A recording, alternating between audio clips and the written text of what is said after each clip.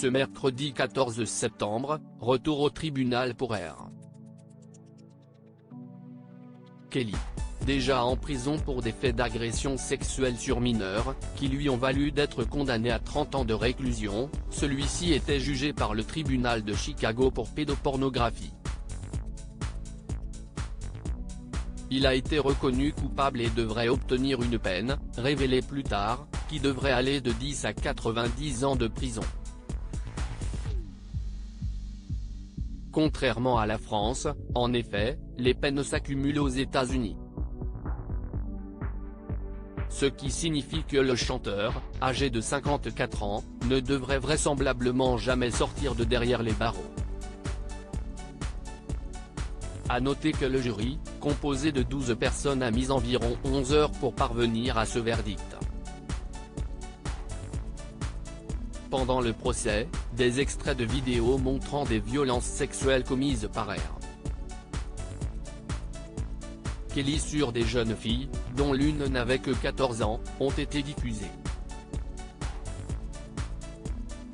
Un moment difficile mais qui a obligé Robert Kelly à rendre des comptes pour les violences sexuelles commises sur une adolescente de 14 ans, a déclaré le procureur John Loach, ajoutant que les souffrances infligées par M.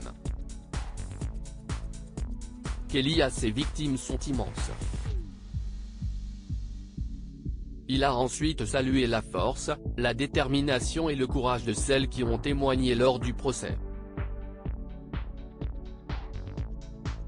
Les condamnations et les procès enchaînent en tout cas pour R.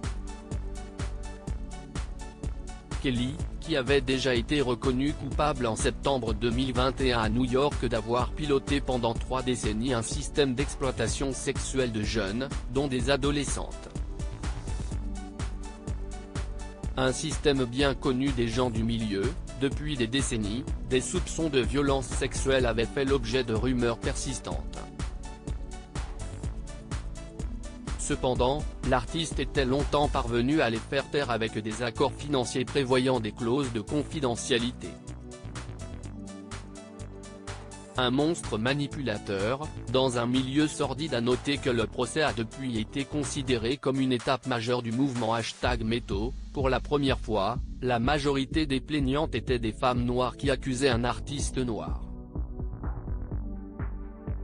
Les victimes avaient notamment pu expliquer par quel stratagème elles avaient été séduites, beaucoup d'entre elles avaient rencontré la star à des concerts, après lesquels on leur glissait un petit papier indiquant les coordonnées de R. Kelly, leur promettant que celui-ci les aiderait pour leur carrière musicale. Au lieu de cela, elles se faisaient endoctriner dans le milieu sordide de R. Kelly, était forcée à des rapports sexuels et maintenue dans ce système par des mesures coercitives, selon l'accusation.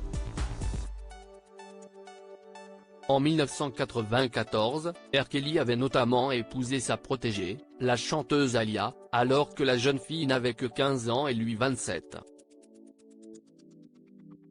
Remarié ensuite et père de 3 enfants, il avait été qualifié de monstre manipulateur et toxique par sa fille aînée.